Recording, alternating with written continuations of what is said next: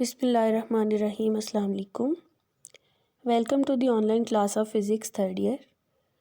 तो third year आज जो है हम लोगों ने अपना नया चैप्टर स्टार्ट करना है जिसका नाम है स्पेशल थ्योरी ऑफ रिलेटिविटी। ये जो चैप्टर है इसमें हम बेसिकली मॉडर्न फ़िज़िक्स को पढ़ेंगे। इससे पहले हमने जो चैप्टर्स पढ़े हैं ना उनमें हमने जिन चीज़ों को डिस्कस किया था उसको हम क्लासिकल फ़िज़िक्स के अंडर लेते हैं। तो अब यहाँ पर क्वेश्चन ये आता है कि क्लासिकल फ़िज़िक्स जब मौजूद थी तो हमें मॉडर्न फ़िज़िक्स की ज़रूरत क्यों पड़ी। बेसिकली जब हम पार्टिकल्स को देख रहे होते हैं ना, तो जब पार्टिकल्स के ऑर्डिनरी मैसेज को, जैसे कि हम अपनी डेली रूटीन लाइफ में देखें, जैसे कि कोई मैस ऑफ कार है या मैस ऑफ पर्सन है, इस तरह के जो मैसेज हैं, इन मैसेज को डील करना या इनको फाइंड आउट करना, इनको मेजर करना बड़ा आसान है, ठीक है। या इन मैसेज को, जिन मैसेज को हम इजीली मेजर कर पाते हैं, ऐसे मैसेज को क्लासिकल फ़िज़िक्स बड़े अच्छे से एक्सप्लेन कर लेती है। बिल्कुल इसी तरह से अगर हम स्पीड्स की बात करें तो जो हमारी ऑर्डिनरी स्पीड्स हैं, लाइक स्पीड ऑफ कार या स्पीड ऑफ प्लेन या स्पीड ऑफ ए पर्सन, इस तरह की जो स्पीड्स हैं ना, यानी जो ऑर्डिनरी स्पीड्स हैं, जो इजीली मेजरेबल स्पीड्स हैं, ऐसी स्पीड्स को भी क्लासिकल फ़िज़िक्स बहुत अच्छे से एक्सप्लेन कर लेती है। लेकिन जैसे ही हम कुछ स्पेशल सर्कमस्टेंसेस में जाते हैं तो हमारी क्लासिकल फ़िज़िक्स जो है, जो उसके रूल्स हैं, जो उसके लॉज हैं, वो हमें चीज़ों को अच्छे तरीके से एक्सप्लेन नहीं कर पाते। जैसे फॉर एग्ज़ाम्पल अगर हम जो क्लासिकल फ़िज़िक्स के लॉज ऑफ मोशन हैं उनको हम स्पीड ऑफ लाइट पर अप्लाई करने की कोशिश करें कि लाइट जो मूव कर रही है उसकी जो मोशन है उसको हम जो हमारे सिंपल लॉज ऑफ मोशन हैं उनके अकॉर्डिंगली डील करने की कोशिश करें, तो हमें रिज़ल्ट्स ही नहीं मिलते, हमारे रिज़ल्ट्स बहुत कॉम्प्लिकेट हो जाते हैं। तो यानी कि जब हमारी स्पीड्स बहुत ज़्यादा हाई हो जाती हैं तो हमें जो है क्लासिकल फ़िज़िक्स को छोड़ के मॉडर्न फ़िज़िक्स की तरफ आना पड़ता है। बिल्कुल इसी तरह से जैसे कि मैं मैसेज की बात कर रही थी कि जब हमारे ऑर्डिनरी मैसेज होते हैं तो क्लासिकल फ़िज़िक्स जो है वो वर्केबल होती है। लेकिन जब हम मैस ऑफ इलेक्ट्रॉन की बात करते हैं, यानी बहुत स्मॉल मैस की बात करते हैं, मैस ऑफ एटम की बात करते हैं या मैस ऑफ प्रोटॉन की बात करते हैं, तो फिर भी हमारी जो क्लासिकल फ़िज़िक्स है वो हमें ठीक रिज़ल्ट्स नहीं देती। यानी हम जो है, हमारा जो वेट स्केल है, जो मेजरिंग स्केल है, जिसमें हम किलोग्राम्स की मदद से मैसेज को फाइंड आउट करते हैं, अगर हम उस मेजरिंग स्केल की मदद से अपने इलेक्ट्रॉन का मैस लेंगे तो डेफिनेटली वो ठीक मैस नहीं आएगा, ठीक है जी। तो इसलिए जब हम बहुत स्मॉलर मैसेज या बहुत हायर स्पीड्स की बात करते हैं तो उसके लिए हमें जो है एक नई ब्रांच ऑफ फिज़िक्स को डिफ़ाइन करना पड़ता है जिसको हम कहते हैं मॉडर्न फ़िज़िक्स। तो जो हमारी मॉडर्न फ़िज़िक्स है इसमें हम इसके अंडर यानी हम बेसिकली दो चीज़ों को पढ़ते हैं। एक तो हम पढ़ते हैं हाई स्पीड्स को और दूसरा हम पढ़ते हैं स्मॉल मैसेज को। तो मॉडर्न फ़िज़िक्स की भी आगे से फर्दर ब्रांचेस हैं। तो मॉडर्न फ़िज़िक्स की वो ब्रांच जिसमें हम स्मॉल मैसेज को डिस्कस करते हैं, उस ब्रांच को हम कहते हैं क्वांटम मैकेनिक्स। और ये जो ब्रांच है यानी क्वांटम मैकेनिक्स, इसको आप लोग अपने फोर्थ ईयर में पढ़ोगे। तो अभी हम जिस चीज़ को डिस्कस करेंगे वो हम डिस्कस करेंगे हाई स्पीड्स को। मॉडर्न फ़िज़िक्स की दो ब्रांचेस हैं, एक में हम स्मॉलर मैसेज को डिस्कस करते हैं जिसका नाम है क्वांटम मैकेनिक्स, और दूसरी में हम हायर स्पीड्स को डिस्कस करते हैं जिसका नाम है स्पेशल थ्योरी ऑफ रिलेटिविटी। ये थ्योरी ऑफ रिलेटिविटी, ठीक है। तो आज हमने यही थ्योरी ऑफ रिलेटिविटी को स्टडी करना है और इसमें जो है हम हाई स्पीड्स की बात करेंगे, ठीक है जी।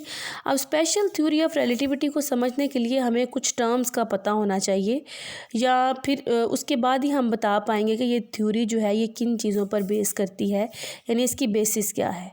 तो सबसे पहली टर्म जिससे हमें वाकफियत होनी चाहिए वो है फ्रेम ऑफ रेफरेंस।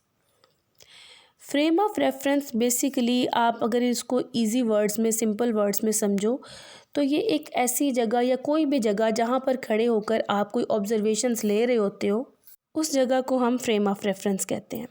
जैसे फ़र्ज़ करें अगर हम क्लासरूम में खड़े हैं और मैं क्लासरूम में खड़े होकर किसी चीज़ को ऑब्ज़र्व करती हूँ, ग्राउंड में क्या हो रहा है या रूम के बाहर क्या हो रहा है, तो मेरा जो क्लासरूम है मैं उसके रेफरेंस से बात करूँगी कि मेरे रूम से इतने फ़ासले पर जो है फ़लाँ काम हो रहा था या वगैरह वगैरह, यानी जो मेरा रूम है मैं उसको एज अ रेफरेंस पॉइंट लूँगी, ठीक हो गया। तो यानी हर वो जगह जहाँ पर खड़े होकर आप मेजरमेंट्स ले रहे होते हैं या इवेंट्स को ऑब्ज़र्व कर रहे होते हैं, उन जगहों को हम क्या कहते हैं, फ्रेम ऑफ रेफरेंस कहते हैं, ठीक है। अब हमारे पास फ्रेम ऑफ रेफरेंस दो तरह के हैं। एक फ्रेम को हम कहते हैं इनर्शियल फ्रेम ऑफ रेफरेंस और दूसरे को हम कहते हैं non inertial frame of reference. Inertial frame of references ऐसे फ्रेम ऑफ रेफरेंसेस को हम कहते हैं जिनमें लॉ ऑफ इनर्शिया होल्ड करता है। लॉ ऑफ इनर्शिया, आप लोगों ने न्यूटन का लॉ ऑफ इनर्शिया पढ़ा होगा, जिसमें हम लोगों ने ये पढ़ा था कि लॉ ऑफ इनर्शिया के अकॉर्डिंगली जो चीज़ें रेस्ट में होती हैं वो रेस्ट में ही रहती हैं या रेस्ट में रहने को ही तरजीह देती हैं, और जो चीज़ें मोशन में होती हैं उनकी ये टेंडेंसी होती है कि वो मूव करती रहना चाहती हैं। ठीक है, ये लॉ ऑफ इनर्शिया। तो जिस फ्रेम ऑफ रेफरेंस में ये लॉ ऑफ इनर्शिया होल्ड करेगा उसको हम कहते हैं इनर्शियल फ्रेम। लाइक हमारी जो अर्थ है इसके ऊपर लॉ ऑफ इनर्शिया होल्ड करता है, सो हमारी जो अर्थ है वो as inertial frame of reference work करेगी। तो जो हमारी स्पेशल थ्योरी ऑफ रिलेटिविटी है इसकी बेस है इनर्शियल फ्रेम, या आप कह लें कि स्पेशल थ्योरी ऑफ रिलेटिविटी में हम सिर्फ और सिर्फ इनर्शियल फ्रेम्स को डिस्कस करेंगे, इनर्शियल फ्रेम ऑफ रेफरेंसेस को डिस्कस करेंगे। इनको हम नॉन एक्सेलरेटेड फ्रेम्स भी कहते हैं कि इनके अंदर एक्सेलरेशन नहीं होता। ठीक है, दूसरे हैं जी non inertial frame of references, इनको हम एक्सेलरेटेड फ्रेम ऑफ रेफरेंसेस भी कहते हैं कि इनमें लॉ ऑफ इनर्शिया होल्ड नहीं करता। तो इस फ्रेम ऑफ रेफरेंस के अकॉर्डिंग या इसकी बेस पर भी हमारे पास एक थ्योरी ऑफ रिलेटिविटी है जिसको हम कहते हैं जनरल थ्योरी ऑफ रिलेटिविटी। लेकिन ये जो है ये हमारे सिलेबस का पार्ट नहीं है, हमने सिर्फ स्पेशल थ्योरी ऑफ रिलेटिविटी को पढ़ना है जिसकी बेस है इनर्शियल फ्रेम। यानी कि हम इस चैप्टर में इनर्शियल फ्रेम्स को डिस्कस करेंगे क्योंकि हम स्पेशल थ्योरी ऑफ रिलेटिविटी को पढ़ रहे हैं। स्पेशल थ्योरी ऑफ रिलेटिविटी की जो इब्तिदा है वो आइंस्टाइन ने की थी, जिसको हम आइंस्टाइन पैराडॉक्स के नाम से जानते हैं। आइंस्टाइन ने जो है ये स्पेशल थ्योरी ऑफ रिलेटिविटी है ये कम्प्लीटली आप कह लें कि आइंस्टाइन ने ही डिज़ाइन की थी, और इसके जो पोस्टुलेट्स हैं यानी जो इसकी बेसिस है, जो इसकी बुनियादें हैं वो आइंस्टाइन ने ही दी थी। तो basically Einstein was the person जिसने लाइट को ऑर्डिनरी डेफिनेशन से हटकर सोचना शुरू किया था। हमारे पास क्लासिकल मैकेनिक्स में अगर हम बात करें, क्लासिकल फ़िज़िक्स में हम बात करें तो लाइट को डिस्क्राइब किया जाता है मैक्सवेल थ्योरी ऑफ लाइट से। ठीक है, यानी मैक्सवेल की थ्योरी है क्लासिकल मैकेनिक्स में। इस वक्त मैं आपको क्लासिकल मैकेनिक्स का बता रही हूँ। इस वक्त हमने जो पढ़ना है ना वो हमने लाइट का मॉडर्न कॉन्सेप्ट पढ़ना है, लेकिन उसके लिए हमें पहले लाइट का जो क्लासिकल कॉन्सेप्ट है वो पता होना चाहिए कि लाइट को हम पहले क्या समझते थे और अब हमने इसके अंदर नई चीज़ क्या पढ़नी है। ठीक है, तो जो लाइट की क्लासिकल थ्योरी है वो है मैक्सवेल थ्योरी ऑफ लाइट। ये थ्योरी ये कहती है कि जो लाइट है ये इलेक्ट्रोमैग्नेटिक वेव है। आपने वेव्स की टाइप्स पढ़ी होंगी, जिसमें आपने वेव की दो टाइप्स पढ़ी थी, एक जिसमें मीडियम चाहिए होता है और एक जिसमें मीडियम नहीं चाहिए होता वेव की। ये मैं टाइप्स की बात कर रही हूँ। तो इलेक्ट्रोमैग्नेटिक वेव्स हम उन वेव्स को कहते हैं जिनमें हमें मीडियम रिक्वायर्ड नहीं होता, और बेसिकली जो इलेक्ट्रोमैग्नेटिक वेव्स हैं ना इनके अंदर इलेक्ट्रिक और मैग्नेटिक फील्ड्स होते हैं जो कि एक दूसरे के परपेंडिकुलरली मुसलसल मूव कर रहे होते हैं। जैसे कि अगर आप इस डायग्राम को देखो, इसमें जो ये सॉलिड लाइन है इसको अगर हम इलेक्ट्रिक फील्ड कंसीडर कर लेते हैं तो इस सॉलिड लाइन के बिल्कुल परपेंडिकुलर डायरेक्शन में, परपेंडिकुलर यहाँ पे मैं बना नहीं सकती, इस तरह से बिल्कुल आई डोंट नो कि आपको समझ आ रही है कि नहीं, इस पेज के परपेंडिकुलर डायरेक्शन में आप समझे कि मैग्नेटिक फील्ड जो है वो मूव कर रहा होगा। इस वक्त पेज की जो सतह है, जो पेज की सरफेस है, इस सरफेस की डायरेक्शन में अगर इलेक्ट्रिक फील्ड मूव कर रहा हो तो इसकी मैं बिल्कुल अगर एक परपेंडिकुलर डायरेक्शन बना दूं, बिल्कुल जिस तरह से आप कह लो कि इस पेज के ऊपर मैं एक दीवार बना दूं, तो उसकी डायरेक्शन में एक फ़ील्ड फ्लो कर रहा होगा जो कि मैग्नेटिक फील्ड होगा, और ये दोनों फील्ड जो हैं ये एक दूसरे के परपेंडिकुलर होते हैं। This is according to classical theory of light. और क्लासिकल थ्योरी ऑफ लाइट ये भी कहती है कि ये जो इलेक्ट्रोमैग्नेटिक वेव है ना, यानी जो इसके इलेक्ट्रिक और मैग्नेटिक फील्ड्स हैं ये स्टेशनरी नहीं होते, ये साकन नहीं होते, ये आप इनको कभी भी रुका हुआ देख ही नहीं सकते, ये मूविंग होते हैं। ठीक है, अब आइंस्टाइन ने इसमें एक नई चीज़ का इजाफा किया। आइंस्टाइन ने ये सोचा, आइंस्टाइन की इस थ्योरी को उसका थॉट एक्सपेरिमेंट भी कहते हैं कि उसने ये चीज़ सोची कि ऐसा हो सकता है अगर हम इस तरह से करें। उसने ये सोचा कि अगर हम स्पीड ऑफ लाइट से मूव करना शुरू कर देते हैं, ये जो है इस डायरेक्शन में अगर लाइट मूव कर रही है और मैं लाइट की ही स्पीड के साथ इसी डायरेक्शन में मूव करने लग जाऊं तो मुझे ये इलेक्ट्रिक और मैग्नेटिक फील्ड जो है ये रुके हुए नज़र आएंगे। ये आइंस्टाइन ने सोचा था। अब मैक्सवेल की थ्योरी या क्लासिकल थ्योरी ये कहती है कि हम कभी भी इलेक्ट्रिक और मैग्नेटिक फील्ड को रोक ही नहीं सकते, तो इनको रुका हुआ देखने का तो सवाल ही पैदा नहीं होता। ठीक है, लेकिन आइंस्टाइन ने ये कहा कि अगर हम स्पीड ऑफ लाइट से ही स्पीड लाइट की डायरेक्शन में ही मूव करने लग जाएं तो हमें ये जो इलेक्ट्रिक और मैग्नेटिक फील्ड है ये रुके हुए नज़र आ सकते हैं। अब ये जो आइंस्टाइन है इसके पास दो ऑप्शंस ही बची थी। एक तो ये कि या तो इसकी मैक्सवेल की थ्योरी गलत है, या दूसरी ऑप्शन ये थी कि क्लासिकल मैकेनिक्स जो है, जो क्लासिकल काइनेमेटिक्स है, जो क्लासिकल फ़िज़िक्स है, क्लासिकल फ़िज़िक्स के लॉज हैं जो कि डिफ़ाइन कर रहे हैं इस वक्त लाइट को, ये बेसिकली लाइट को एक्चुअल में डिफ़ाइन कर ही नहीं पा रहे। ठीक है जी, तो ये दो चॉइसेस थी उसके पास। एक तो उसने सोचा या तो मैक्सवेल की थ्योरी गलत है, या फिर ये हो सकता है कि जो क्लासिकल काइनेमेटिक्स है वो फेल हो गई है लाइट को एक्सप्लेन करने में। तो उसने अब क्या चॉइस ली, यानी उसने क्या चूज़ किया, उसने ये चूज़ किया कि मैक्सवेल की थ्योरी ठीक है, क्लासिकल फ़िज़िक्स बेसिकली हमारी लाइट को एक्सप्लेन नहीं कर पा रही, सो हमें एक नई फ़िज़िक्स बनानी है, हमें एक नई थ्योरी बनानी है जिसको उसने स्पेशल थ्योरी ऑफ रिलेटिविटी का नाम दिया था। ठीक है जी, तो स्पेशल थ्योरी ऑफ रिलेटिविटी को हम Einstein special theory of relativity भी कहते हैं। और स्पेशल थ्योरी ऑफ रिलेटिविटी की जो बेस है वो इसके बेसिक दो पास्टुलेट्स हैं, या कह लेंगे जो इसकी बुनियाद है, जो इसके फंडामेंटल रूल्स हैं, वो इसके दो मेन फंडामेंटल रूल्स हैं जो कि हमारी थ्योरी ऑफ रिलेटिविटी की बुनियाद है। जो इसकी पहला पास्टुलेट है, जो first postulate of special theory of relativity है, उसको हम कहते हैं प्रिंसिपल ऑफ रिलेटिविटी। और जो इसका सेकंड पास्टुलेट है उसको हम कहते हैं principal of constancy of speed of light. अब इसका फर्स्ट पास्टुलेट जो है पहले उस पर बात कर लेते हैं।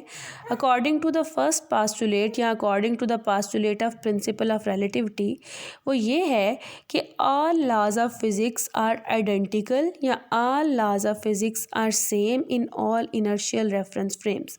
यानी हमारे जितने भी inertial reference frame of references हैं उनमें फ़िज़िक्स के जो लॉज हैं वो सेम है। यानी अगर हम फ्रेम ऑफ रेफरेंस चेंज करते हैं तो हमारा लॉ नहीं बदलेगा। जितने भी हमारे क्लासिकल फ़िज़िक्स के लॉज हैं, जैसे कि लॉ ऑफ मोशन है, जैसे और भी जितने भी लॉज आपके माइंड में हैं, वो सारे लॉज जो हैं हर फ्रेम ऑफ रेफरेंस में इक्वली एप्लीकेबल हैं। जैसे मैं आपको एक सिंपल एग्जांपल अगर दूं कि फ़र्ज़ करो एक पर्सन है और आप उस पर्सन का मैस जो है उसको मेजर करते हो, और उस पर्सन का मैस आपके पास आता है 50 kg, और ये मैस जो है आप लेट्स सपोज हाफसाबाद में किसी लोकेशन पे खड़े होकर वो मैस मेजर कर रहे हो। अगर वही पर्सन हाफसाबाद से मूव कर जाता है किसी और शहर में, लाइक वो लाहौर में मूव कर जाता है, और लाहौर में जाकर वो वहाँ पर खड़ा होकर अगेन अपना मैस मेजर करता है, तो उसका 50 kg आएगा। यानी अब उसने फ्रेम ऑफ रेफरेंस अपना बदला है, एक फ्रेम ऑफ रेफरेंस से दूसरे फ्रेम ऑफ रेफरेंस में चला गया है, लेकिन जो उसका मैस था वो उसका सेम रहा है।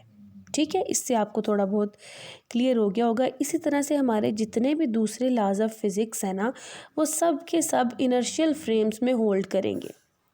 जैसे अगर एक गाड़ी है और उस गाड़ी की मोशन को आप किसी एक जगह पर ऑब्ज़र्व कर रहे हो, और उसकी स्पीड आपके पास कोई भी पर्टिकुलर स्पीड आती है और आप उसको नोट कर लेते हो, फिर उसी स्पीड के साथ वो गाड़ी किसी और सिटी में मूव करती है, अगेन आप उसकी स्पीड में ये करोगे आपके पास सेम स्पीड आएगी। ठीक है जी, तो ये हमारा जो है रिलेटिविटी का जो है प्रिंसिपल ऑफ रिलेटिविटी है फर्स्ट वाला। तो ये कहता है कि जो हमारे फिज़िक्स के लॉज है ना वो चेंज नहीं होते, हम अगर अपना फ्रेम चेंज भी कर लें, अगर हमारा फ्रेम इनर्शियल ही रहेगा, यानी नॉन एक्सेलरेटेड। अब दूसरा है जी principle of constancy of speed of light. ये प्रिंसिपल ये कहता है कि जो हमारी स्पीड ऑफ लाइट है ना वो हर ऑब्जर्वर के लिए सेम है इन फ्री स्पेस। अब अगर हम अपनी रियल लाइफ में देखें तो फ़र्ज़ करो मैं गाड़ियों की ही आपको एग्जांपल देती हूँ कि दो गाड़ियाँ मूव कर रही हैं। एक गाड़ी जो है वो जा रही है 40 किलोमीटर या 40 मीटर पर सेकंड की स्पीड से, और दूसरी गाड़ी जा रही है 20 मीटर पर सेकंड की स्पीड से। अब इसकी स्पीड जो है वो इससे हायर है, तो ये जो स्पीड्स हैं ना, ये समझ लें आप रेस्ट वाले ऑब्जर्वर के लिहाज से, यानी अगर कोई बंदा रेस्ट पोजीशन में खड़े होकर इन दोनों गाड़ियों को ऑब्जर्व कर रहा है तो उसको ये वाली गाड़ी जो है वो 40 मीटर पर सेकंड के हिसाब से जाती हुई नज़र आएगी और ये वाली 20 मीटर पर सेकंड के हिसाब से जाती हुई नज़र आएगी।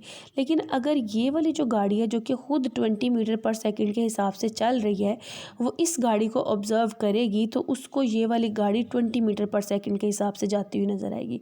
बिकॉज़ ये जो है इसके 20 को बैलेंस कर देंगे और जो रिमेनिंग बचेगा वो इस वाली गाड़ी को इसकी स्पीड लगेगी।